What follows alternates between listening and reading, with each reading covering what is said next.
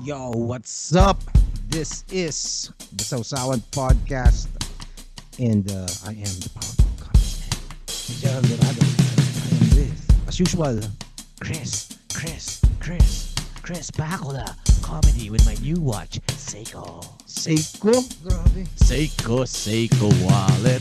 Anyway, Jay, ano tong topic natin? Okay, etong sasawsawan natin ngayon ay medyo seryoso ng konti. Yan. Diba? Meron tayong tropa. Actually, tropa ko yan si Attorney Libayan. Shout out. Siya yung nag-defend kay Nico David. Oh. Na naging guest ko recently sa Yan, mga sikat sa yan. TPKP. And anong nangyari? Itong si Attorney Libayan kasi, idinimanda siya ni Raffy Tulfo. Raffy, yung kapatid ni Ben Tulfo. Oh, yan. Kaya ka naka-ano, di ba? Naka-shades. Kaya ka naka-shades ngayon dahil kay Ben Tulfo eh. Paying homage to Ben Tulfo. Kaya ako naka-shades.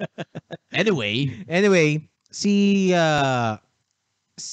Attorney Libayan kasi, Rani ang name nun eh. Siyempre, obviously, attorney siya, di ba? Tapos may YouTube channel siya. Tapos ang isa sa mga ginagawa niya, actually, nagsimula siya sa YouTube channel niya as somebody who gives free legal advice on social media, naka-video. So may mga magko-comment sa kanya, yun, may mga mag-email sa kanya ng mga tanong. Ganon. para siya yung version ni Doc Willie Ong. Parang ganon, oo. Free medical advice Oo. naman yun. Si Raffy Tulfo, syempre, di ba? May mga nagrereklamo sa kanya tapos may attorney din doon, di ba? Tapos pinag-uusapan nila kung ano mga pwedeng ikaso. Tapos minsan may masisilip tong si Libayan ng mga parang mali yun na. Diba? Sa tingin niya mali. Kumbaga yung kasi ang batas naman kasi kaya nga pinagtatalunan yan eh. Kasi may mga judge, may mga abogado, tsaka Supreme Court kasi hindi may iba't ibang interpretasyon, 'di ba? So hindi mo malalaman kung i-determine mo pa kung kaya ka nga pagtatanggol mo yung sarili mo kung self-defense kunyari yung ginawa mong pagpatay o hindi. Diba? Nababaliktad mo yung batas. Pwedeng mangyari yun kung magaling yung abogado, 'di ba? Within legal limits, 'di ba? Pwede mong daanin sa technicality. Pero that's ibang usapan 'yan. Yung kay Raffy Tulfo tsaka Attorney Libayan, dahil dun sa mga paninita ni Attorney Libayan kay Raffy Tulfo at saka dun sa mga abogado niya, napikon na ngayon ang si Idol. Nakuha niya ang Idol attention Raffy. ng aking Oo. utol na si Raffy. Tapos, ang nangyari, idinimanda siya. Dumating yata yung subpoena, o basta yung sulat na yun. Paskong Pasko, di ba? Wow. Walang patawad. This was 2 Christmases ago. Hindi, ngayong a few days ago lang. Wow. Either Pasko or 24. Basta, ganun. Ilan na ba yung subscribers itong si Attorney Libayan, if I may ask? Nasa mga 300 or but less than 500 Oh. thousand subscribers. Itong si Raffy Tulfo, mas mahigit pa to kay Joe Rogan eh. Kaya nga 'di ba? Oo. Sa Pilipinas, pagdating sa Pilipinas, sobrang lupit talaga. I think si Joe Rogan 10M on YouTube, tapos si Raffy parang 13M more or less. 30 na yata siya. 30M? 30? I think parang siya yung Double check na. Siya yung PewDiePie dito sa Siya yung most followed YouTuber sa Pilipinas, si Raffy Tulfo. Para siyang PewDiePie. So ganun kalakas. So nagge-generate siya ng mga 1 billion pesos a year. 25.4 million. Oh, 'di ba? 25.4 million. Damn. So itong si Idol Raffy na naging Senator Raffy na ngayon, 'di ba? Ano na siya? Talagang nakapitalize niya yung 25.5 million na yan. Nag-start siya bilang broadcaster, journalist, and then naging parang podcaster sa kanyang show na kung saan pinagtatanggol niya itong mga mahihirap nating kababayan. Oo, isa pa yun sa mga kinu-question ni Attorney Libayan na parang kasi yung ibang mga kaso na di-discuss doon sa Raffy Tulfo in action, mga na lang mga away pamilya na hindi naman kailangang ATV pa, 'di ba? Kumbaga papahiya mo lang yung mga tao, 'di ba? Mga usapang barangay, tapos ang gagawin mo gagamitin mo sila para ipahiya yung, let's say, may kabit, di ba?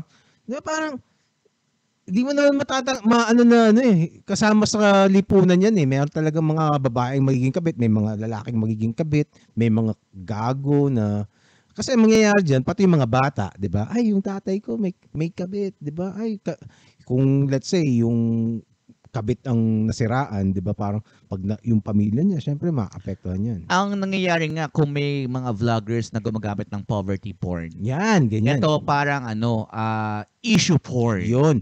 Yung poverty porn, may nag-request sa akin na saka natin pag-usapan 'yun. Next time na yung poverty. Kasi poverty issues ng poor Ng may porn. hirap. Issue ng poor porn. Ito 'yung nangyayari. At saka ang kalimitan naman, after balandra yung lahat ng dirty laundry ng mga nagreklamo, ipapasa rin siya dun sa sa gobyerno. So mabibigyan sila ng konting pera siguro ng rapid to. Yung mga PAO? Oo, di ba? Public Attorney's Office. Di ba? O kaya yung kung let's say sa DOLE, kung labor issue 'yun, ipapasa din nila sa DOLE. Kung krimen yan, ipapasa rin nila sa police, sa NBI. Eh di para sa yung Rapi Tulfo kasi hindi naman court yun eh. Court of public opinion lang naman yung Rapi Tulfo. Tapos nung napapanood ko siya, lagi siyang may segment doon na tatawagan niya yung inirereklamo. Oo. Hello, Mr. Chua. Ito po si Rafi. Balita ko ay binubuli mo daw itong si Aling Lolita. Hindi pwede yan sa mga mahihirap dahil kaang batas, walang inuurungan. Hindi naman ako nga po talaga ang tunay na biktima dito. Papakainin kita ng bala! Sinigang sa miso! Salmon. So, yun. So, ano yung demanda, yung sabpina kaya Libayan? Yan ang matindi. Actually ang matagal nang ine-expect ni Atty. Libayan to eh. Kasi pikod na sa kanya si Si Rafi at saka si Ben Tulfo. Yung impersonate kayo kagabayin to. Talagang gusto siyang ibitag ni Ben. Papanatan kita dyan, Libayan. Papanatan kita. Anyway, kala ni Rani, siya, yung disbar, yung papadisbar siya. Pero hindi. Hindi, yun ang akala niya. Fucked up. Ang actual na dumating, copyright infringement. Oh, YouTuber. Diba? YouTuber. So, siya, parang ang nirereklamo ngayon, at least for now, hindi ko alam kung meron pa siyang kasunod na kaso or what. Pero yun ang Christmas gift ni So, Rapi Tulfo sa kay Atty. Copyright infringement, pinagmumulta siya. Kasi ang ginagawa ni Atty. Libayan, nagla-live stream siya. Tapos pine-play niya yung past episode ni Rapi Tulfo. Ginagamit niya yung content ni Rafi. Oo. Paano yung ginawa sa Pero fair use yung niya eh. Para sa akin, fair use yung gamit niya. Sobrang sikat na eh. Oo. Parang si Joe Rogan yung mga clips ginagamit ng mga YouTuber na hindi sikat. At saka, ang isa pa, madaming gumagawa nun. So, let's say, pag pinagbawal yon kay Libayan, dapat ipagbawal din yun sa lahat. 'Di ba? So, lahat ng mga gumagamit nun, si Nico David, sina Paulul, actually, kahit yung kahit yung mga TV channels, 'di ba? Gumagamit. Kasi mo 'di ba with Nico David, ginamit 'yun eh. Sayo may hater si Nico David doon. Oh, in-live stream niya yung podcast episode nyo. Oo, 'yun. Ano 'yun? So pwede mo siyang i-demanda kung sakali gusto mong gawin 'yon. Kaya dapat manalo si. Kaya kung sino ka man nag-stream on the Powerful Comics Man podcast, magbabayad ka din. Hindi. Pero, in character lang ako, in character. Kasi naka-shades ako ngayon. Tingnan mo, naka-shades ako. Sino? Anyway, kung ginawa mo sa podcast ngayon, hayop ka. Bibitagin kita. Nga nga mo na muna siya. Tsaka natin pag-usapan yan. Anyway, tong copyright infringement na kaso na binigay kay Atty. Libayan, hindi niya masyadong inaano eh. Parang tinatawanan niya eh. Kasi parang, ano ba naman to? Bakit ito lang ang binigay sa akin na kaso? Kasi kala niya. Pwede siya manalo kasi. Yun ang tansya niya. Parang malakas ang niya. Kasi dinidiscuss niya na yung kaso eh. Wala pa yung mga points kung kumbaga parang nino-notify ka pa lang. Yun pa lang. Pero wala pa doon, hindi pa nakadetalye kung ano yung mga specific na reklamo. Or parang pwedeng tinitreat. Oo. Parang binubuli konti or tumigil ka na. Hindi, past na yun doon. Dati ginagawa na yun kasi pinaparinggan siya ni Rafi Tulfo sa ere. Oo, pati si Ben. Ano sinasabi? Parang ang tawag sa kanya ni Rafi Tulfo, ayaw siya pangalanan kasi baka pumunta kumbaga parang bibigyan niya ng subscribers di ba? Pero although alam na rin ng mga ng mga Tulfonatics. Ano tawag sa kanya? Yun sa ang tawag sa kanya, bubuwit. Lalaki. Hoy, lalaki. parang tapos hoy, lalaki. Tapos siya, parang si Ben Tulfo kasi nilalait-lait niya lang si Libayan Hindi naman niya yung parang hindi niya challenge yung mga merits ng arguments In fairness, si Atty. Libayan kasi, siya, inaraw-araw niya talaga. Kasi napikon din si Libayan. Aminado rin kasi si Libayan na napikon siya. Yan. Sabi niya, pikon kasi ako. Sinabi niya yun, ilang beses niya nakalagit yun sa So ngayon, pag nung sinabihan siya na attorney no case, naghihirap ka na ba? Parang gano'n. Kasi sa halip na mag-attorney ka, nag-YouTube. Nag-vlogger ka, Oo, diba? Parang si Doc Willie Ong. May clinic ba yan? Nag-OPD pa yun. Nag-outpatient department na si Doc Willie Ong. Wala siyang pasyente, no? Doctor no patient, si Doc Willie Ong. Doon sa mga di nakakalam ng attorney no case, ito yung isang character sa AM radio ng araw na ang boses ay parang si Ferdinand Marcos. Talaga? Si attorney no case. Alam ko kay Louis Beltran yun, kay Jay Taruk. May ganun pala? Si attorney no. Nung panahon natin yan, bro Hindi ko kasi mahilig siya manood ng mga AM. Makinig ng AM radio. So, merong character doon si attorney, no case. Tapos yung voice niya, parang si Ferdinand Marcos. No.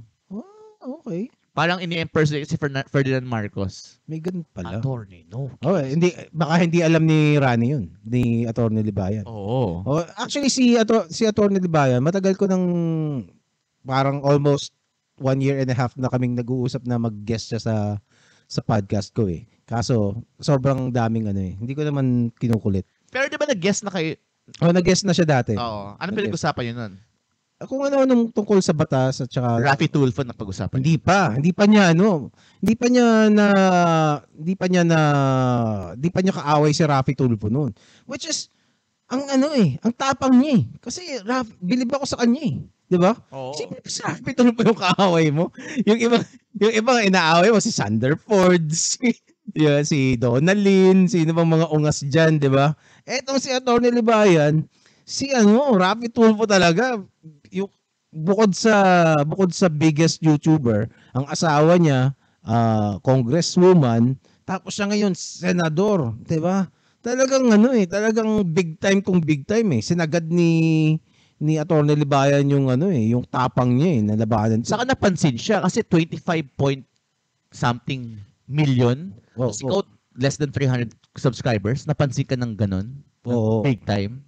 Well, kasi, pag pinakinggan mo kasi yung mga argumento ni Atty. Libayan, may tama rin talaga usually talaga kasi tama rin naman talaga siya Usually para sa akin para doon sa nakakaintindi. Katulad nung isang kaso na natatandaan ko, merong tumawag na nirereklamo siya na Inglesera. Inglesera yun social yung Ang kaso, meron siyang nanay na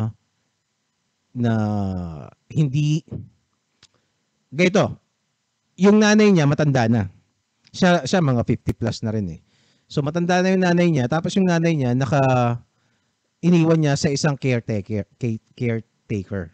Tapos binibigyan niya daw ng pera yon, pero ang lobas pinabayaan nung babae yung nanay niya doon sa caretaker, tapos hindi siya nagbibigay ng pera, pero ang sinasabi nung babae baliktad, parang minamaltrato yung nanay, tapos parang ginagawa yun para humingi ng pera sa kanya. Parang something like that. Napanood ko yung episode na yan. Something like that. It may not be exactly ganun, pero parang ganun yung kwento. Tapos nung tinawagan yung babae, hindi niya alam na on air na pala siya, 'di ba? So parang, what? Am I already on air? Tapos ganyan. Tapos hindi ka naman nagpaalam, 'di ba? Tapos ang ginawa nung babae na abogado, parang syempre napahiya sila eh. Putya, oo nga no, 'di ba? Kung tutuusin, pwede mo siyang kasuhan noon, 'di ba? Kasi unang-una pinakita mo yung mukha niya without her consent, 'di ba? Tapos ngayon nandun na siya. Parang sinalang mo siya, para siyang hinubaran mo sa sa publiko eh, 'di ba? Hindi ba naman, tapos kita kayong tweet. 'Di ba? Cute pa naman yung babae na yun kahit Oo. matanda na, medyo Asim pa si Lola. May asim si Lola. hindi pa lola naman. Hindi pa naman ganun ka lola. Pero pwedeng lola na. Pwedeng may apo ka na. Anyway, dahil doon sa mga ganun na mga kaso na parang obvious na na parang sablay yung Raffy Tulfo eh, 'di ba? Oh. Sablay talaga sila. Tapos ngayon, pag may mga ganung klaseng episodes, delete ni Raffy Tulfo, 'di ba? It makes a mockery of our justice system kasi, Actually. yung Raffy Tulfo in action. And ang nangyayari, yung mga typical na taong bayan, imbis na pumunta sa public attorney's office o mga legit na abogado, ipapa-Raffy Tulfo kita. Oh. Ipapa-Raffy Tulfo kita. Yun pa ang isang Naging sinasabi. term na yan, naging term. Yun pa ang isang naging verb na eh, 'di ba? Oo. Parang ipapatulfo kita. Tulfo kita. Tulfo. Patulfo na yan. Natulfo. Diba? ako. Natulfo ako eh. Natulfo ako ni Tulfo. Bro, taka lang. Ito, going back to Attorney No case. Si Tulfo, ito ang tawag kay Attorney Libayan. Ito talaga yung legit na... Attorney No case. Ito. Tingin. Hindi. Ano ko na lang. Pakita mo na lang sa akin.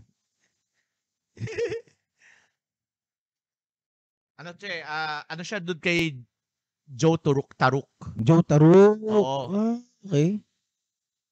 Basta yung kanyang boss ay parang si Ferdinand Marcos. Yun, anyway. Mariresearch naman natin yan. So, anti-Marcos na Oh? Parang Willie Nep pero boses lang. Okay. Para siyang makakalimutan na attorney. Ano nga pala yung kaso ko kapon? Attorney. No case. Tapos meron siyang sidekick lagi doon sa segment na yun, si Attorney No case. Nakalimutan ko sino. Basta lagi niyang kasama yun eh. Dapat pala pakita ko yung kay sesend ko kay Rani tong episode. Yan. Anyway, balik tayo. Ngayon, binigyan siya ng copyright infringement case. Ang mangyayari nito, ang implication niya is yun nga kanina yung sinabi ko. Pag natalo si Libayan, apektado yung sphere ng YouTube Philippines. Baka madalit pa yung yung channel niya. Oo, bukod doon, actually ginagawa rin ni Raffy Tulfo himself kasi nagpe-play din siya ng mga kung ano doon na hindi niya content eh, 'di ba? Pero ang tingin kong baka hindi na ko consider ni Attorney Libayan dito is iba kasi yung hindi ko alam kung may kinalaman to kasi obviously hindi man ako attorney.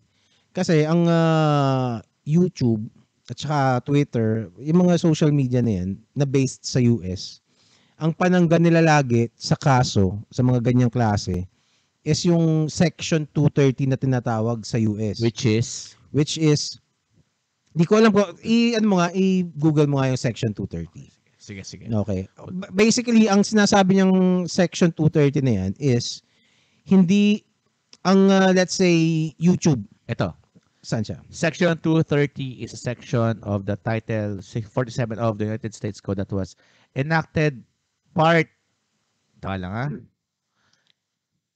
United States Communications Decency Act. Yun. And generally provides immunity for website platforms with respect to third-party content at its core. Yun. Provides immunity from liability for providers and users of an interactive computer service who publish information provided by third-party users. Okay. Ano ibig sabihin nun? So, basically, ang sinasabi niyan is, in layman's term, yung mga, let's say, Twitter, Facebook, social media platforms, hindi sila publisher. They are ano bang tawag doon? Anong term na nakalagay doon? Tingnan mo nga, hindi sila publisher. They are merely parang di ko nalimutan ko yung Ito, ano. no provider or user of an interactive computer service shall be treated as the publisher or speaker of any information provided by another information content provider. Okay. So Good Samaritan, tawag sa kanila. basta hindi siya publisher. Ibig sabihin nun, hindi sila responsable dun sa mga sasabihin o gagawin ng mga nag-upload ng mga creators. Kasi ano sila, kumbaga para silang PLDT, 'di ba? So kung yung PLDT hindi siya publisher. Kasi ang PLDT pag bawa nagchismisan tayo, meron tayong siniraan, meron tayong nilibel dun sa kung sino man, 'di ba? Tapos hindi nila pwede na tayong idemanda, pero hindi nila pwedeng idemanda yung PLDT. Kasi ginamit lang natin yung ano nila yung serbisyo nila Service, tama. para gawin yung kalokohan na gagawin natin. Tama. Para Kaso hindi sila kasabwat. middleman siya. Hindi siya middleman. Para siyang highway na dinaanan mo lang, ganun. Para siyang kotse, para siyang transport vehicle lang. Oo, ganun. Na pwede ka makabangga, pwede ka magsakay ng ibang pero wala silang Yes. wala silang say. Hindi mo siya parang Idawit. basically it's a service. Tama. Diba ganun? Unlike kung publisher ka, para kang dyaryo. Actually, dyaryo is a publisher, obviously. O kaya TV. Diba? Kasi although video rin ng YouTube, iba yung sa TV. Kasi publisher sila ng content. So, ang mangyayari, pag nagsulat ka ng libelous article, pwede mong isue yung writer, pati yung dyaryo. Kasi pinublish mo Ganon. Tama. Kumbaga si YouTube kasi, hindi siya gumagawa ng sarili niyang content. Ganon. So, hindi mo siya pwedeng idemanda. So, hindi ko alam kung... Platform lang siya. Hindi ko alam kung... yun, platform. Tama.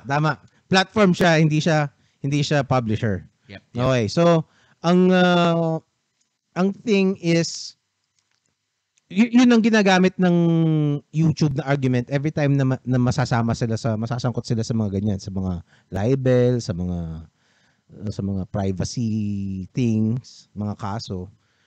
So, hindi ko alam kung makakaapekto talaga kung paano gagamitin yon ng YouTube. Kasi baka umaasa si Atty. Libayan na kakampihan siya ng YouTube, di ba? Parang baka gagamitin niyang witness ang YouTube. Actually nga, baka the opposite may happen kasi sobrang big name to si di ba? Si Rafi Tulfo in action. So parang, ito yung number 1 namin, content creator. Pumamik ka muna dyan. Diba? Kasi ang sinasabi kasi, baka apektado ng pati yung ibang mga content creators, parang dapat magsalita tayo kasi which is tingin ko tama naman na parang dapat magsalita tayo kasi maapektuhan tayo Kumbaga parang ganyan. Hindi pwedeng i-harass tayo ng mga maliliit na content creator. Na i-harass ka ng senador, 'di ba? Not just the biggest content creator in the country but also a senator. Diba? Merong ganyang issue bro sa Amerika. Alam mo ba yung The Fighter and the Kid podcast? Meron siyang co-host doon, si Brendan Schaub. So ang ginawa ni Brendan Schaub, dinimanda itong small-time YouTuber. So, yun, na-delete yung channel niya, bro. Palang syempre nasu siya So nagbayad siya ng fine. Tapos pina-delete yung channel sa kanya. Tapos ang daming hate nagkaroon ng mga small groups na nagbatikos kay Brendan kung ba't niya ginawa yun. Kasi siya nga tinitira niya yung mga ibang big names Kasi ito hindi naman to big name, di ba? Na ginagawa din yung ginagawa niya. Ba't mo i-demanda? Tapos hindi na niya pinatunan. Oo nga, no? Pero parang hugas kamay siya. So pwede niya sabihin, may team kasi ako para dyan Hindi talaga ako yun. So parang kahit mag-join forces ito mga small YouTubers ito, pag big name ka, kasi ang T-Fat K, big na siya podcast sa one US. One of the biggest na yun, di ba? So, wala ka talagang laban pag big name Yun nga, at saka hindi mo alam kasi kung ano yung mga, kasi hindi naman, magagaling naman yung mga abogado sigurado ni Raffy Tulfo. Malamang. Si Atty. Libayan, magaling din naman 'yan. Pero syempre, may mga hindi naman basta-basta magsasalang ng kaso 'yan kung hindi nila pinag-aralan di ba? Tama. So, hindi ko alam kung baka isa 'yun sa mga pwedeng hindi napansin ni Atty. Libayan, di ba? Or I don't know, wala akong alam. Saka iba yung may team ka sa mag-isa ka lang. Or tatlo lang kayo, di ba? Oo. Kasi legal team to malamang may legal team to si Raffy Tulfo in action. Pero sabi ni Atty. Libayan is parang buti na lang, okay lang parang buti na rin lang sa kanya na ginawa ni Raffy Tulfo 'yun kasi may kakayahan siya na lumaban, 'di ba? At saka maganda doon, underdog siya. Oo. So, alam naman natin na sa mga pelikula, we all root for the underdog. And gusto natin na makitang manalo to si Atty. Libayan. Kaso tingin din ng si Raffy Tulfo kasi pinackage niya yung sarili niya as savior of the underdog na malalapitan ng underdog, 'di ba? May pera siya. So yung mga underdog na tao, kinakampihan siya. Ang daming mga Tulfo fanatics tuwing magla-livestream si Atty. Libayan nandun. Kasi paniwala sila kay Raffy Tulfo na na parang yung iba sa kanila wala nang tiwala sa justice system ng Pilipinas, wala nang tiwala sa police, wala nang tiwala sa mga ahensya.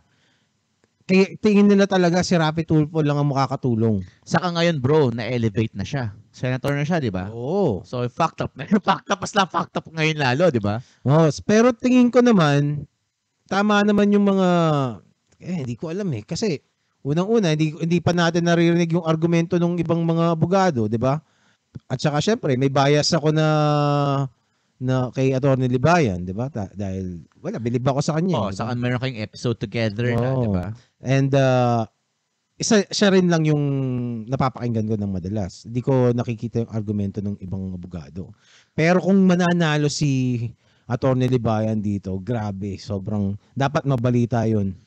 Dapat maging big news yun. Kumbaga, pag mamalaki ko yun. Kasi diba, yung simpleng pag-content create mo can lead to, pagkasira ng pagkatao mo in real life.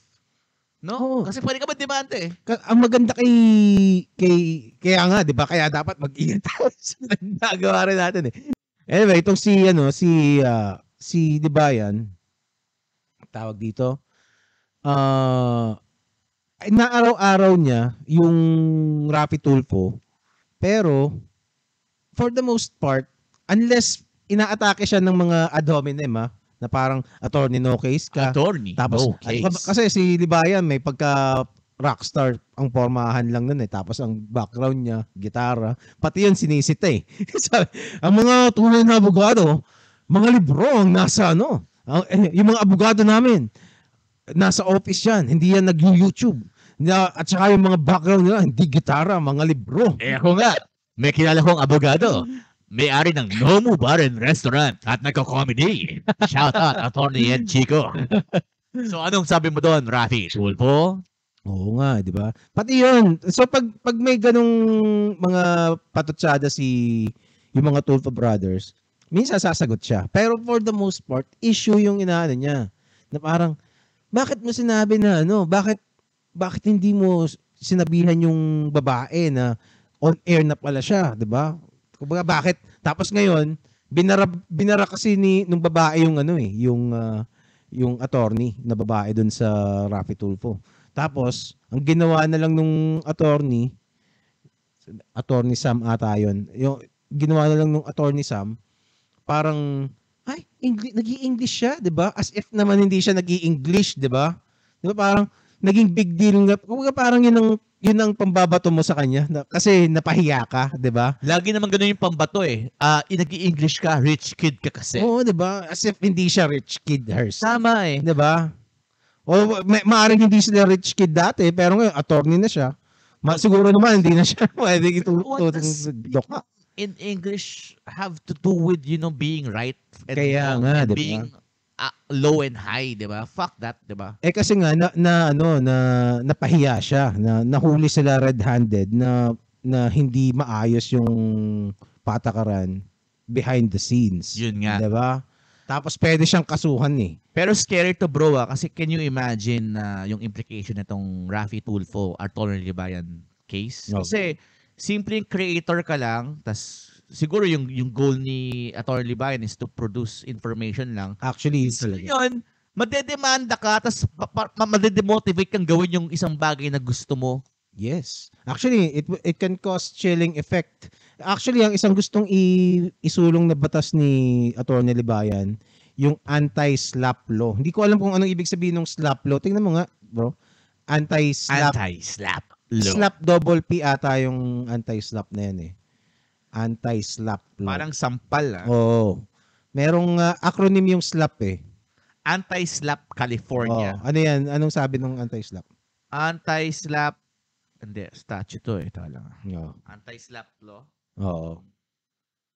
Anti-slap law. Basically, parang nagpo-protekta yun sa mga mga content creators. Slap law, Philippines. Prohibition on strategic silencing. Hindi, ano to eh. Taka lang Kumbaga, ang nangyayari dyan, sa halip na, may nagsasalita, tapos, para patahimikin siya, didemanda ka na lang. Diba? Ganun. Ito anti-slap laws are meant to provide a remedy to slap suits. Ano ba yung slap suit? Yung mga kaso siguro sa kanya. Oo. Short strategic lawsuit against public participation. Yun yung ibig sabihin ng slap. Strategic lawsuit against public participation. Ayun. So, public participation kasi nagsasalita ka. 'Di ba? Tapos may sinasabi ka. Tapos kung hindi nagustuhan nung let's say politiko or something celebrity or kung sino man, para mapatahimik ka, ididemanda ka. Tapos ngayon, mapipilitan kang, magugulo yung buhay mo. Tapos, mapipilitan kang tumahimik kasi involved na yung korte. Para kang asong kinupon. Parang ganun. Bro, may nangyaring incident na ganyan sa rap scene eh. Ano? Nung time ni Andrew E. Meron kasi akong kakalalang rapper. Ito, OG na rin to sa rap scene. Si Syke. Yung issue nila. So si Syke kasi gumawa siya, doon sa mga hindi nakakaalam, gumawa siya ng kanta, diss track against kay Kuya. Kay Kuya. Kung sino man Kuya, kailan yan.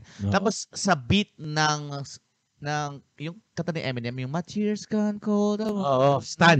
Sa Stan. Yun yung beat na ginamit niya. Tapos dinis niya yung Kuya. Na parang ang depiction niya ng Kuya parang bakla na sinutsupa yung mga rappers tapos konting pera lang daw yung binibigay. Parang gano'n. So dahil doon sa kanta na yun, dude, sa mismong show, gig niya, pinuntahan siya ng mga polis. Inaresto? Habang kinakanta niya, after niya kumanta, kinulong siya. Oh. And it was a weekend, so hindi pa siya nakapiyansa. Hindi pa siya naka-post ng bail. So, Monday pa siya nakalaya. Actually, strategic yun kasi ebidensya yun na pinerform niya publicly. Kaya siya inaresto during that after the song, di ba? Oo. Ganun. Kasi kasama yun sa ebidensya, nakita ng mga pulis na kinanta niya. So kahit wala yung name, kahit Kuya lang yung yung sinabi mo? Siguro. Kahit walang Andrew, ganun. Kasi alam ko nakulong siya na nun, di ba? And ito yun, bro, at dahil dun, medyo natigil siya natigil siya sa eksena. Tapos nahirapan na siya makabalik. Pero ngayon nakakabalik na siya, nakakipag-collab na siya. And tingin sa kanya mga batang rapper ngayon, itong OG na to. Pero I mean, napilayan talaga siya bro nung na-demanda siya Kasi parang freedom of expression yun Parang na-feel mo na parang naisahan ka, gumawa ka ng rap, showing your emotions. So ibig sabihin, parang si Jose Rizal, di ba? Pero si Jose Rizal...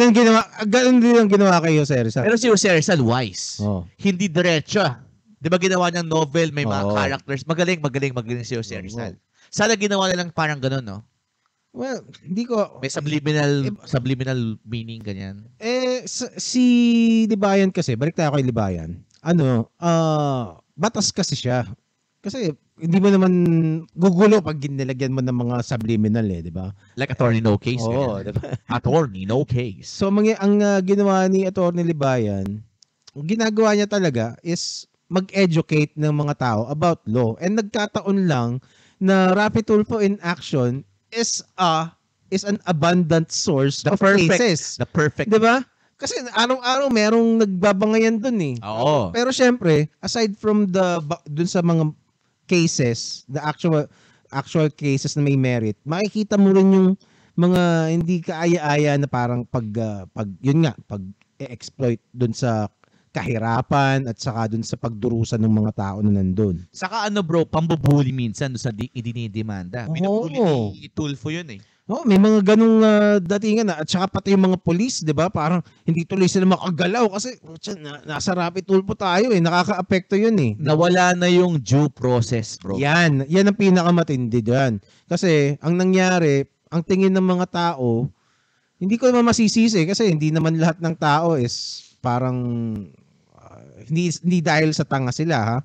Pero yun ang nakikita nila eh. At saka ang pinopromote ni Rapi Tulfo, it works eh. Siya lang yung nakakagawa ng napapabilis niya yung sistema. Saka So siya yung paniwalaan mo. Saka isipin mo bro kung ikaw yung natulungan ni Rafi Tulfo, ano yung impact nun sa'yo? Oo. Malamang forever loyal ka na dun. Oo, ganun talaga.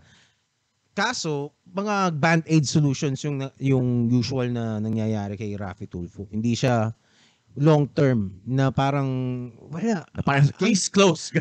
ang isang ano diyan, example, alam mo yung case nung kay Jovelyn Galeno, yung babae na nawala. Nawawala, oo. Tapos sa Palawan, 'di ba? Nakikita ko sa TikTok yan eh. Oo, 'di ba? Kaya tulad niya yan? Oo. Oh. Ang dami doon. Tapos naka 10 episodes yata siya doon. Tapos kasi viral na viral eh. Ang lumalabas, nung hindi na viral yung issue na yon, binitawan na ni Rapi Tulfo. So, diba? Parang yung mga pinramis niya na pagtulong na abogado, nawala lahat. Hindi na resolve yung case. Oo, at saka actually parang sinasabi, hindi ko kasi nasundan lahat. Meron siya mga ginawang mga ni-request na DNA test na parang Hindi raw siya. Hindi ko alam eh, parang ganun. So, kumbaga naka-apekto 'yun dun sa investigasyon nung kaso. Kumbaga kung hindi siya nakialam doon, hindi niya ipinronta sa buong Pilipinas 'yun, di sana mas naging umusad ng mas normal yung kaso. Marami kasing marami that goes on behind the scenes. Like, number one dyan yung forensics. Oo. Number one yun. Kung may namatay, may nabarel, yung forensics medical specialist, yung shout out Raquel Fortun. Yan. Oo. Si Doc For Dead. Nakasama ko na yung dati ng Medre pa ako kasi ginawang speaker yan. Talaga. Siya lang guest yun eh. Castig yun. Oo. Sa ano yan, di ba? Sa UP ba? UP-PGH yata ko. Hindi ako nakamali. So, yun si Raquel Fortun talagang inabot niya yung time na hindi pa masyadong sikat yung forensics medicine. Oo.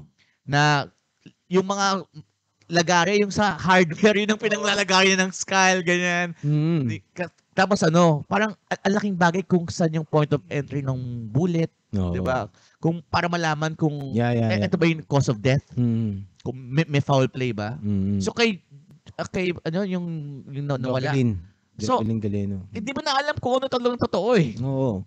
Well, madaming mga doon. Huwag na nating himayin yung kaso na yun. Pero kasi, kumbaga, rest in peace na lang sa kanya. Ang puto kasi is si Rapi Tulfo, dahil doon sa mga ginawa niyang pangingialam doon sa kaso, parang hindi nakatulong at ang ending, ipinasa niya rin doon sa proper na government agencies. So ang lumalabas, pinagkakitaan niya lang talaga. Na parang ginawa niya yung lahat ng mga promises niya for views. Yeah. Hindi talaga maganda tingnan. Yun nga lang yung mga Tulfo fanatics, sila, parang bilib na bilib sila na parang kasi ang feeling kasi nila si Rafi Tulfo kung hindi pinakialaman ni Rapi Tulfo yun, hindi gagalaw ang mga kaso. Walang mangyayari kasi ang narrative doon is maliit na tao inabuso ng malaki, parang na akusahan pa yata ang Robinsons noon. Hindi ko sure, hindi ko sure. Natama naman, kaya nga siya sumikat ng gusto. Oo, Pero kaya kasi nung mga ganun. unang ginagawa niya yung Tulfo in action, yun talaga yung nangyayari. Game branding niya, Oo. diba? Until such time na nakikita mo, uy, ba't nandito si Camille, yung vlogger? Tapos di ba na niya yung boyfriend, tapos nagkabalikan din pala sila. Oo, diba? Si Wamos saka yung girlfriend niya, nandun na parang, Bakit? Pati yung mga ganun. Oo. Kasi nga, naging views whore na rin siya. YouTuber na. Pinag-anuhan niya, pinagkakitaan niya rin talaga itong mga ano na to. So pati yung actual case, okay lang na pagkakitaan niya sinawamos eh. Kasi sinawamos lang naman yan. 'Di ba? At saka malamang baka nga drama lang yung mga hindi pa nga Hindi, oo. pineplay lang si Rapi Tulfo noon. Pero yung mga actual na krimen na may namatay, wag nang ganunin, 'di ba? Pero kasi gusto niya bumalik doon, bro. Pero hindi na siya yun eh. Parang sumobra ka ng sikat eh. So hindi ka na yung Rafi Tulfo before. YouTuber ka na talaga. Oh yeah, actually madaming binago si Rafi Tulfo para mag-adapt sa YouTube. Ngayon hindi na siya nagmumura eh. 'Di ba? Sa radyo, grabing minumura niya yung mga ano eh. Kaya bilib na bilib sa kanya yung mga taxi driver eh. Dati pag nagtataxi ako, laging Rafi Tulfo yung ano. Ngayon nga parang may mga comedy clips na sila eh. Oo. Parang co-host yung babae, parang ganun. Ngayon, ang nangyayari, basta hindi na siya nagmumura kasi bawal, madedemonetize siya pag nagmumura siya. 'Di ba? Ganun. Nag-astig-astig siya doon, pero hindi na siya nagmumura. At saka binabaitan niya na ng konti. Saka na siya eh, senator. He has Oo, a lot to lose. 'Di ba? Yes. At saka, well, overall naman kasi dati, although nakikita ko yung mga cringy parts ni Rafi Tulfo, ano siya eh, madami rin ako natutunan sa kanya eh. Kasi yung ibang mga bawa, yung mga sinasabi niya na pag kung paano magrereklamo ka sa pulis, 'di ba? Para hindi ka maabuso ng pulis. May mga tips siyang binibigay eh. Tapos ngayon, yung mga ganun klase, minsan may mga nakakatuwa din, minsan meron. Saka bro, yung voice niya, iba. Pag nagsalita siya, pang podcast mode eh. Oo nga eh. Alam mo, parang si Ben, maganda yung voice ni Ben, pero iba yung Rafi Tulfo pag nagsalita.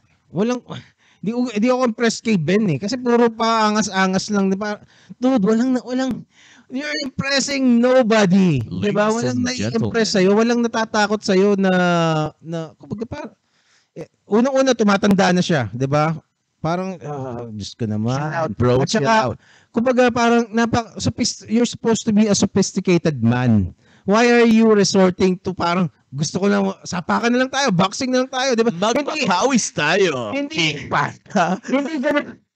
Hindi ganun umasta ang isang sophisticadong lalaki, di ba? Asta ng mga ano yan eh, ng mga siga na mga maton sa kanto, di ba? Siya yung typical testosterone-driven male. Hindi machismo. Testosterone na hindi nag-iisip. Hindi siya, kasi kung stoic ka, kumbaga stoic Spartan, yun ang nakakabilib. Kasi ang tunay na magaling na lalaki, let's say parang si Coach Franco, 'di ba? Pag nakita mo yun, napakamalumanay magsalita, 'di ba? Pero pag nagalit sa iyo, papatayin ka naman. Wala kang magagawa. With his bare hands. Si Tulfo kasi bro, siya yung epitome ng yung typical na siga sa Pilipinas. Hindi si Coach Franco, yung mga katulad nila, hindi nila kailangang wala silang dapat patunayan. Never maghahamon 'yan unless talagang inonsulto mo yung pamilya niya or what, o talagang cornered rat na siya. Pero kung halimbawa yung mga ganyan-ganyan na parang nag-aangasan lang kayo kay Atty. Libayan, siya maggagano, 'di ba? Si Ben Tulfo, siya yung epitome ng yung typical na siga sa Pinas. Yung siga, wala isang siga, hindi ka naman capable na makapatay using your hands. Kumbaga meron kang means para pumatay. Oo. Kasi may pera ka, or anak ka ng siga noon. Alam mo yun? May armas ka, di ba? May armas ka, may private army ka. So parang siya, kasi usong-uso yan, di ba? Parang, kakilala ko si tapos nakita mo, matabang lalaki na panot na, Pero alam mo, siga siya. Parang, sorry sir, kinatakutan siya. Like sa barangay, 'di ba, pag may mayaman dito, ay, wag yan si Mang Danny. Oo. May baril yan, 'di ba? Oo. May baril yan. Pero pag nakita mo si Mang Danny, parang hindi sharpshooter. Pero si Mang Danny yan. Yun na yun. Yun na yung Danny. Pero yun yung sa Pilipinas, ganun yung hindi kagaya sa US yung skills, 'di ba? Yung skills yung Oo. natatakutan eh. Basta si Ben Tulfo hindi siya kumbaga feeling ko gusto niyang maging senador din later eh. Baka nga si Rapi Tulfo may pangarap na maging presidente yan eh. 'Di ba? Why not? Kasi ang lakas niya eh, 'di ba? Tama. Bakit hindi? Pero kung si Ben Tulfo kasi dati kasi mas sikat pa siya kay Rapi Tulfo. Si Ben, yung Oo, bitag. 'di ba? Bitag siya yung nasa TV. Si Rapi Tulfo nasa radyo lang eh. Kaso naka-overtake na ng matindi tong si Rafi Tulfo. Hindi ko alam kung Kasi naumay siguro yung mga tao, bro, dun sa scripted character ni Ben na parang action Robin Padilla. Oo. Sabi ko, ay, at least itong si Rafi sa radyo, para siyang sila Joe Taruk or Louis Beltran, 'di ba? Na may attorney no case sa segment. So parang sige, ito yung gawin nating bagong idol. Oo. Ayun nga, idol nga siya. Basta wag na kalimutan natin si Lolo Ben. Lolo Ben tawag ni Attorney Liba. Lolo Ben. Kasi hindi talaga siya walang nai-impress sa kanya na sophisticadong lalaki. Na parang ano ba naman 'to? 'Di ba? Siguro yung mga totoy na siga sa kalye, yun lang ang mga fans niya. So, kung magkakaroon ng podcast si Ben Tulfo at si King Panda na podcaster, pwede ba yun? Kasi King Panda, parang napapakinggan yung podcast niya, gusto ko maging guest doon. Kasi mga ini-interview ni King Panda, mga maangas. At siya mismo, yung aura niya talagang maangas, nakakotse. Pero matanda na rin siya, di ba? Pero gusto niyang maangas pa rin siya eh.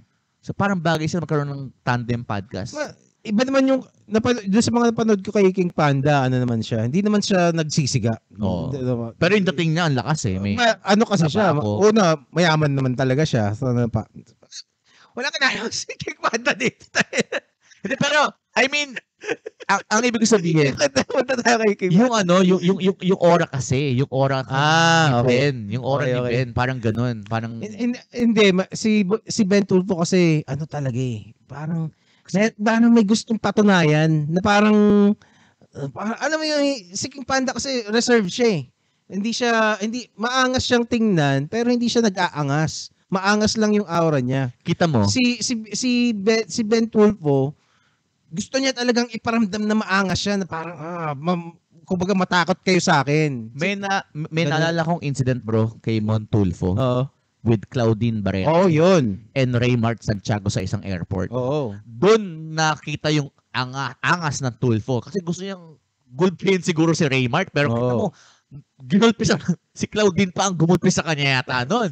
Diba? Masa siya. In fairness, matanda na rin kasi si Mon Tulfo nun. Sa'yo mo, kung tutuloy mo yung angas mo, di ba? Matanda ka na, di ba? Kasi siguro feeling ni Mon Tulfo na parang kaya ko pa.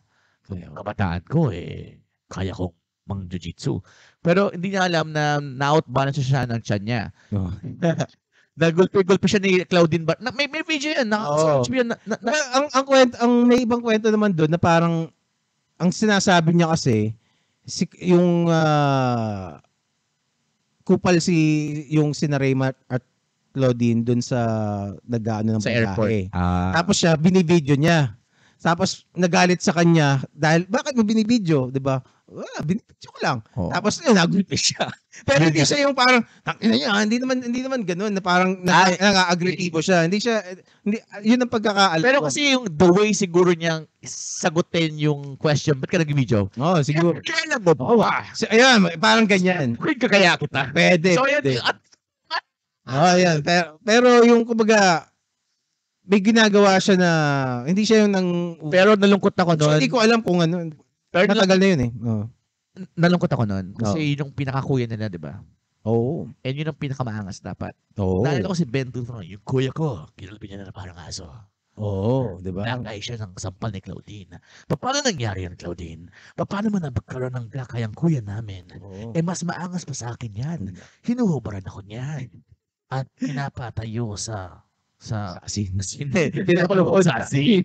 Si Kao, sa airport lang, and naging lampas siya.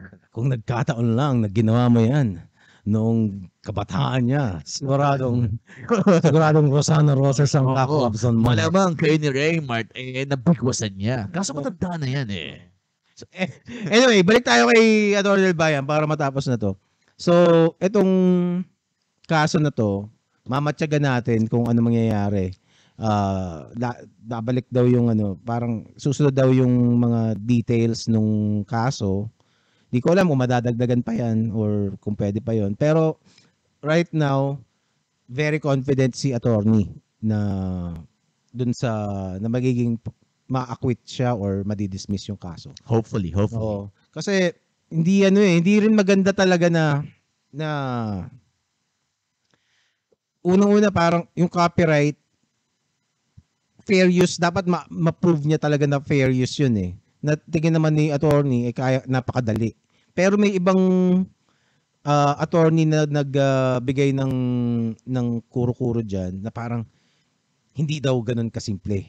Diba? So, di natin alam.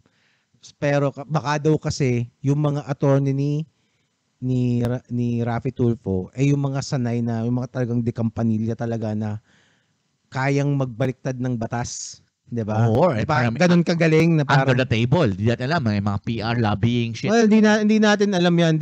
Wag na tayo mag-akusa ng mga ganyan kasi hindi natin alam eh, 'di ba? Pero meron kasi talaga magaling magpaikot eh, 'di ba? Kasi yung sabi ko nga kanina, yung pag nagtatalo sa batas sa mga abogado, inaano nila parang kanya-kanyang interpretation ng kahit isang batas lang yan. So, hindi ganyan ng interpretation ko. Bawa tungkol sa kunyari nga, yung self-defense. Hindi self-defense yan. Diba? Hindi self-defense yan. Saka depende sa judge yan eh. So may atake na parang, ay, tama-tama, ito yung judge na kuha natin. Ay, ito, ganito atake natin dyan. Itong art. Pero sana, ang may hiling ko na lang sana mangyari, mabigyan ng patas na laban yung hindi rig na walang binayaran, 'di ba?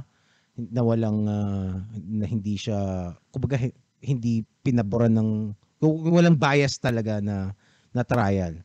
And the thing with Attorney Libayan kasi mataas ang respeto niya sa justice system kasi abogado siya. Na parang kasi kung sasabihin niyang walang kwentang justice system dito, parang bakit ka ba kukuha? Justice will prevail. Oo, tama. So, kasama yun sa trabaho niya, pero pwedeng kasama rin yun dahil alam niya yung batas. 'Di ba? Alam niya yun na parang kung susundin lang natin itong mga nakalagay dito sa batas, maayos to. Meron siyang faith Tama. sa batas. Alagad siya ng batas. Oo. Kaya nga siya attorney. Pero may kaso. Hindi attorney, no case. Oo. Tapos, well, at saka isa yung at saka matapang siya. Well, in fairness naman kay Attorney Libayan, he is also connected to an influential political family. Diba? So, Libayan. hindi. Yung father-in-law niya yung mayor ng Baguio. Wow. Ay, si Magalong. So, yung wife niya is the daughter of Mayor Magalong. So kaya pala na-caught yung attention ni Tulfo kasi he's somebody din. Oo. Kumbaga, hindi rin siya, although, graduate siya dun sa school sa Baguio. Diba? So, hindi siya, inaapi siya na hindi siya Atenista. Diba? Yun. Hindi siya kung sa Lasalista, Bedan. Mga kahit sa medicine, ganun eh. Parang FEU doctor ka ba? UST, Lasal ka ba? Diba? Ganun din eh. So, ganun. Siyempre, tingin ko naman kasi dun sa mga ganyan, kaya ka pupunta sa Ateneo, siguro may kinalaman din yung mga turo, pero ang pinakamalaking advantage mo pag nag-aaral ka dun, yung mga kaklase mo, magiging connection mo yan eh. Diba? Sure. Na meron ang mga kilalang mga big time. May diba? ng law firm. Oo, diba? Ganyan. So, yun ang isang advantage ng mga taga-Ateneo sa ibang mga less prominent schools. Yung tropa kong abogado, nung nag-start siya sa law school, nag-San Beda siya. Kaso bumagsak siya, bro. Natapos siya, UE Law. Oo. Pero kung kung sasabihin mo, nasa tao yan eh. Kung nasa estudyante yan, kung gaano mo, And it doesn't kung make gaano him, mo kamahal yung it trabaho doesn't mo. make him less of a lawyer, ah. Magaling Oo. siya. Yung ano, nag-start siya, syempre, parang clerk, parang employee sa isang law firm, sa tax department, before siya naging criminal lawyer. Oo. Parang steps. Hindi kagad yung parang criminal lawyer kagad. Minsan nasa firm ka, pero ando ka lang sa Sa team. sa low tier muna, sa first steps. Kasi yung una niyang job, bro, ano siya eh, parang siyang clerk. Yung parang nasa tax department lang siya, ganyan. Wala siyang kaso, nasa office lang siya. Tapos yung next, nasa office din ulit. Tapos ngayon, criminal lawyer siya. Pero hindi siya yung, naghahanap ba ng kaso. Parang may team yung isang lawyer na sikat. Tapos kasama siya dun sa sa team na yun. Si Atty. Libayan, I think di ko alam kung nag-law firm din siya. Pero ang ginawa niya yata, nag-public attorney's office yata siya. Tapos gumawa siya ng maliit na mahirap yun, Pao. Oo, mahirap. Gumawa siya ng law firm niya na bata pa lang siya eh. Kumbaga parang bagong graduate pa lang siya. Meron siyang law firm na mag-isa lang siya. Pati yung kahera siya rin. Parang ganun. Well, he's an interesting guy. Hopefully, mag-guest ko siya. Kahit ikaw, baka mag-guest mo rin. Sa Sausawan. Oo. Nag-guest tayo sa Sausawan podcast. And, basta, ako, I think, hindi tama na i-demanda ni Raffy Tulfo si Atty. Libayan. Kasi unang-una, sumisikat din naman siya sa kay Libayan kasi ginagamit yung content niya eh. Hindi, at saka kumbaga parang punching down yan eh. Ultimate, your attorney, si Raffy Tulfo, you are punching down. And also, senador ka eh, di ba? Kumbaga parang ipaglaban mo dapat yung free speech. Hindi ka dapat mag-stifle. So let's say, yung mga criticisms ni Libayan, kasi pag pinakinggan mo, valid naman talaga eh. Tapos, unang-una, yung sina Raffy Tulfo naman ang unang nag-ad hominem. Dapat, gawin na lang nila yun gawin na lang as notes to improve their show. Na parang, ang palusot kasi ni Raffy Tulfo dyan, kasi, kaya minsan nagkakamali yung mga lawyers namin dito, kasi we are giving advice on the fly. Na parang, ikaw, baka ilang araw mo nang pinag-aralan yan, di ba? May mga nahuli ka agad na parang medyo alanganin ang sabi, di ba? Kami dito, parang impromptu eh. Parang excuse ba yon, di ba? Maybe sometimes, i-train mo yung mga abogado nyo dyan na magdahan-dahan din sa pagsasalita. Pero kasi bro, mayroong yung military tactics din eh. So, ako na-experience ko ng medrep ako, parang akala ko simple pag-promote lang ng medicine sa mga doktor. Pero nangyari yung no fraternization. So, hindi ka pwede makipagbarkada sa mga ibang medrep kasi talagang you treat them as your enemy. So, tinatago mo yung mga activity mo sa mga doktor, hindi ka nakikipag-usap sa mga ibang medrep. So, I can just imagine, ito si Tulfo, ang tingin niya kay Libayan, kalaban to. Ano ginagawa sa kalaban? Patayin natin yung kalaban. Kalaban siya kasi nakikita yung butas niya eh, na parang nasisira ni Libayan yung aura of infallibility ni Raffy Tulfo. Na madami na kasing nagiging followers si Libayan eh. Tapos nakikita nila, ay oo nga hindi pala ganun kagaling si Raffy Tulfo. Si Raffy Tulfo pala, kasi isang hindi ko gusto sa na ginagawa ni Raffy Tulfo, yung parang na pinoint out ni Atty. Libayan to. Parang si Raffy Tulfo gusto niya ang dating may point si attorney nung sinabi na to. Ang dating nito, huwag kayong magtiwala sa ahensya ng gobyerno, sa akin kayo maniwala. 'Di ba? Which is parang kasi mabagal diyan. Okay, mabagal din, pero wag mong sabihin walang kwenta yung gobyerno. 'Di ba? Tapos ngayon sinasabi niya magsesenador siya, may para daw mas magandahin. Kung magagawa niya 'yon, di more power to him. Mas maganda, 'di ba? Maganda nga 'yon. Which is tingin ko rin naman in fairness to Raffy Tulfo, matagal na rin siya dito sa public service na to. whether for views or sincerity, yung motivations niya, nakikita niya rin yung mga paghihirap ng mga Oh, bro, tao kasi talaga. ano siya, broadcaster siya eh. And Oo. we all know sa Pilipinas, di magandang profession kasi pinapatay yung mga broadcaster sa atin. Ako nung time ko na ahente sa Roa City, marami ng broadcaster doon na kinalaban yung politics na pinatay na lang, walang awang pinatay. Oo, di ba? Di ba? Ni riding in tandem. Mm. Di ba? Ito, recently lang yung sino ba yung sa AM radio yung pinatay. Yung kay Percy Lapid. Oo, pinatay din yun. Tapos ngayon, ang dami pang big names pala involved, di ba? Si General Bantog, di ba? Oo. Conspiracy theory na parang hindi mo alam kung siya talaga nagpapatay o nag-hire ba ng gun for hire sa loob. Diba? Si Rafi Tulfo, tingin ko safe naman siya sa mga ganun. Pero pinagdaanan niya yun eh. Before siya naging YouTuber eh. Yeah. Na feeling ko, parang you're a threat, Attorney Libayan. Well, sigurado. Threat siya sa credibility. Yun. Threat siya sa credibility talaga. Kasi, at saka siguro napipikon na rin si Rafi Tulfo kasi araw-araw nga naman kasing kain.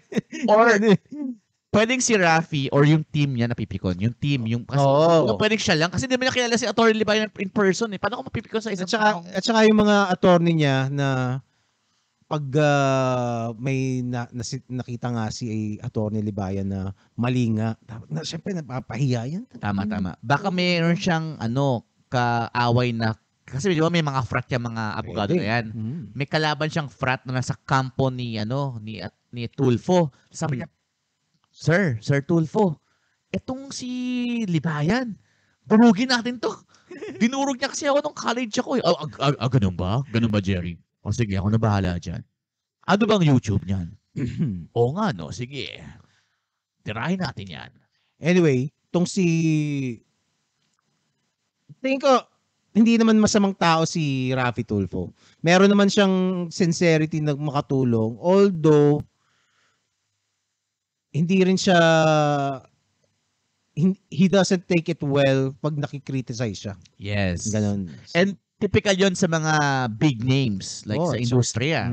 Like 'di ba yung nangyari doon sa rapper na napapahiya kasi talaga napapahiya talaga kasi si Rafi Tulfo doon sa mga ibang ina-analyze ni Attorney Libayan. And dude, kasama yan sa 48 Laws of Power. Image is everything. Guard it with your life. Diba? At saka, ang nangyari, hindi siya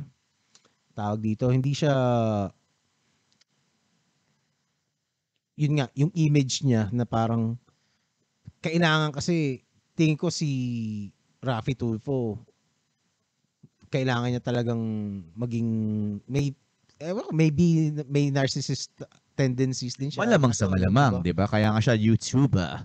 Oo, di ba? Parang tayo lang din yan si Rafi Tulfo. Hindi lang tayo sikat. Oo nga.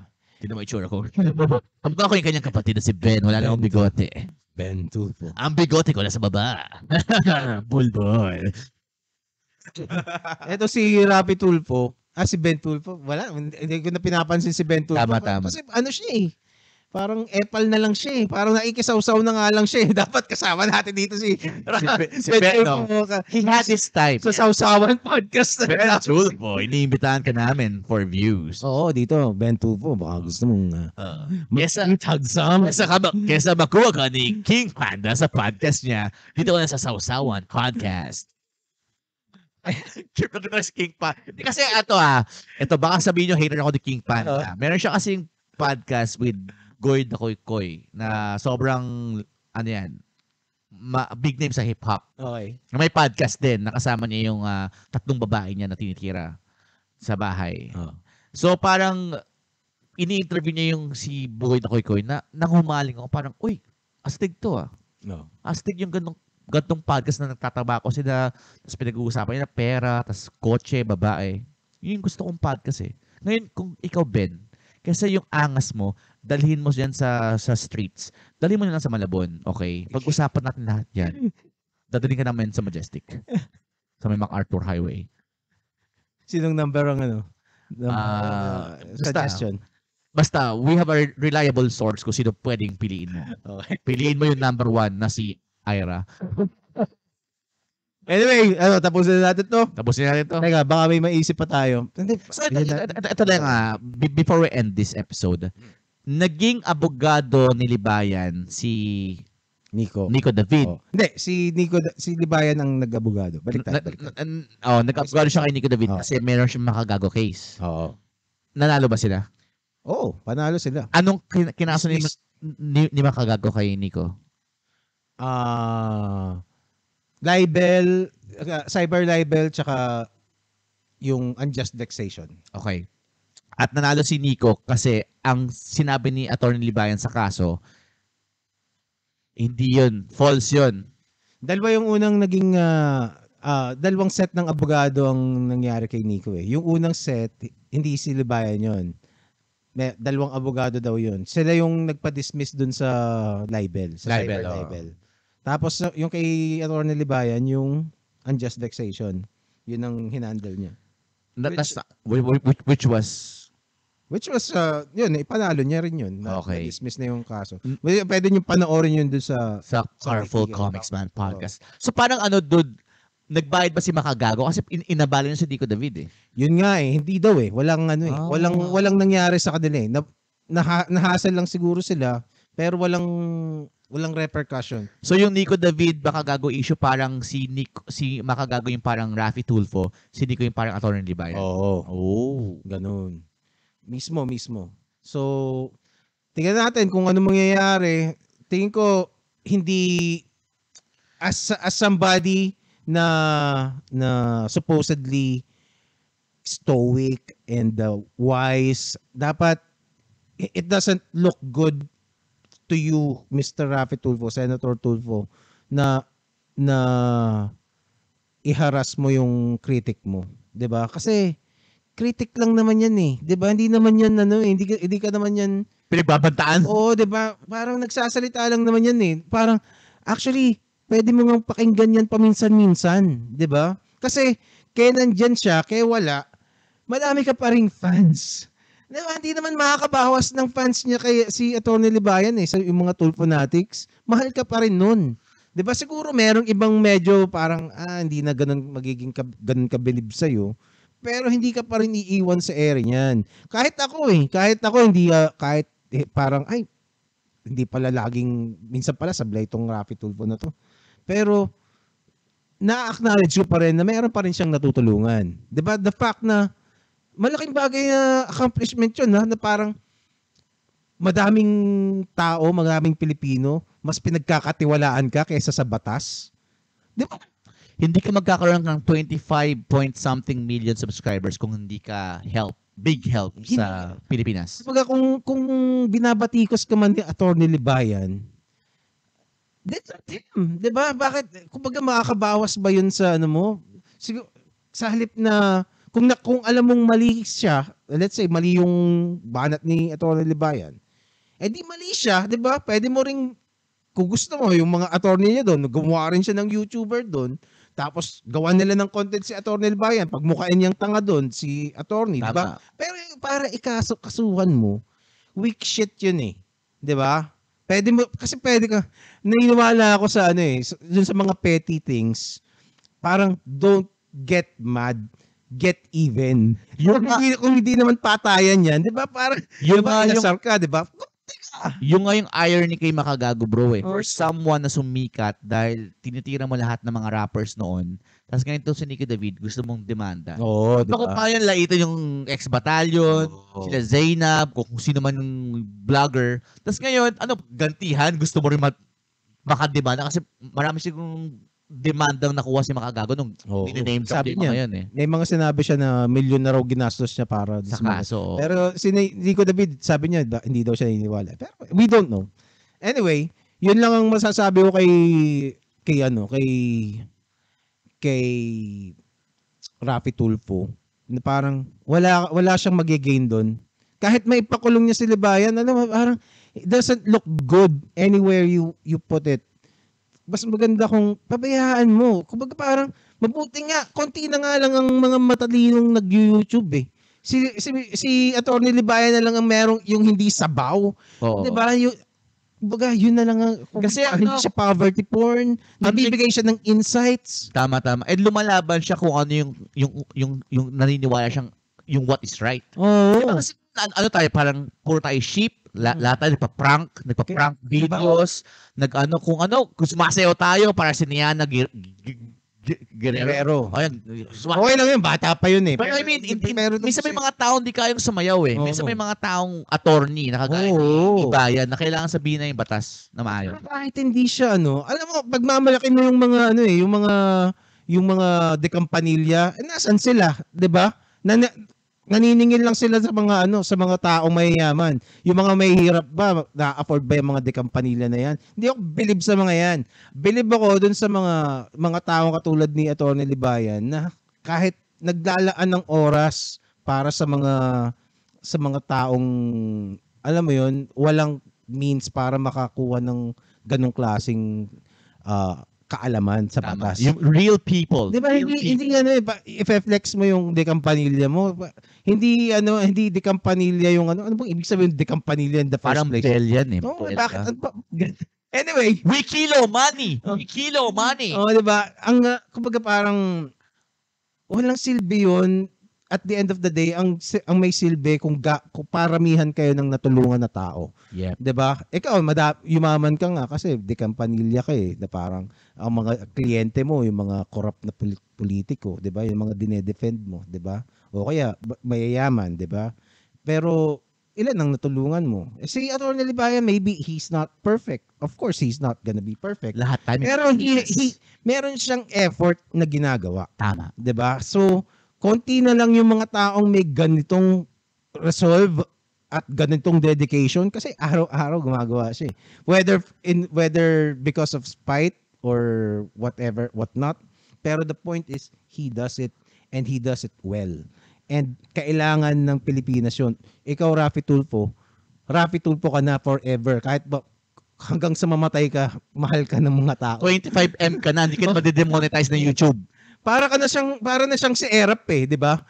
Dapat may Raffy Tulfo parody, hindi si Karen Davila yung lagyan ng parody. Anong pangalan ni Karen Davila, yung doppelganger? Kalad Karen. Kalad Karen, mag-Tulfo ka naman. Oo, si Tulfi Tulfo. Tama, si Tulfo dapat ang pinaparody mo. Ang pangalan niya Tulfi Tulfo. Tulfi Tulfo. Tapos ito, ayoko sa magbolas ng bangko. Small YouTubers, let's unite. Okay. Oh, actually. Kung ikaw podcaster ka, nakikinig kasama ni Gerald, tapos ang pangalan mo ay Carl Aquino Experience Recream, magtulungan tayo. Oo nga. Lahat ng mga podcaster sa Podcast PH, alam ko, ban ako dyan sa grupo na yan. Mag-subscribe kayo sa podcast namin. Mag-subscribe kami sa podcast nyo. Gumawa tayo ng mga podcast natin. Magbuhatan tayo ng sariling kanya-kanyang bangko. Tatakal pataas. Mangkok. Lahat tayo kumain ng sinigang na salmon sa bahay namin. Let's punch up, not punch down. Okay? Tama. Well, I think yun na lang ang natin. Maybe baka mapag-usapan pa natin. Bantayan natin tong kasong to. Yes. Baka mapag-usapan ulit natin. Pero Atty. Libayan, you have our support. Raffy Tulfo, actually I still support you, pero kumbaga not on this one. 'Di ba? Parang leave the guy alone. 'Di ba? Leave him alone. Importante si Atty. Libayan sa ecosystem ng mga YouTubers sa Pilipinas. Balance. Isipin mo naman yun, na parang tatanggalan mo ng isang ganito, one of the most prominent legal advice channels, just because, may ego ka na nasaktan, na parang, minsan, tama naman yung sinasabi ni Libayan, di ba? Just because may imperfection sa show mo na hindi mo pa, kailangan mo pang ayusin. Oo. Di ba? Hindi tama. Minsan you need a critic to humble you down. Yeah. Ang problema siguro, hindi niya matanggap na somebody like Atty. Libayan is the one doing it. Tama. Parang pag ako naka-shades ngayon, tapos magko-comment kayo ng, hubarin mo nga yung shades mo, mukha kang tanga. Gagawin ko yung next episode. Pero hanggang walang nagko-comment, di ko hubarin yung shades ko, okay? And with that, tapusin muna natin to. Next episode ulit. Out. Sausawan Podcast.